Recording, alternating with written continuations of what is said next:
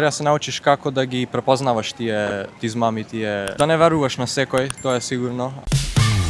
Внимание, зборуваат граѓаните. Што мислите, кои се најчестите измами на интернет? Купопродажба онлайн. Онлайн шопови што се Добра. може лесно да те измамат. Пасвордите им ги крадат на многу старци, што не се Добра. разбираат со компјутери. Лажни веб страни, најчесто. Мислам најчесто се со деца и се на социјални мрежи. Може и постари луѓе тие доволно не знаат. Има преку поштата, преку Така, SMS пораки. SMS пораките, Што бараат тие пораки најчесто? пари.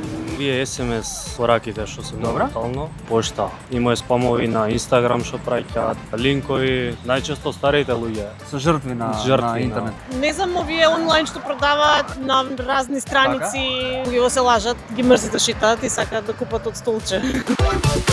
Внимание, зборуваат граѓаните.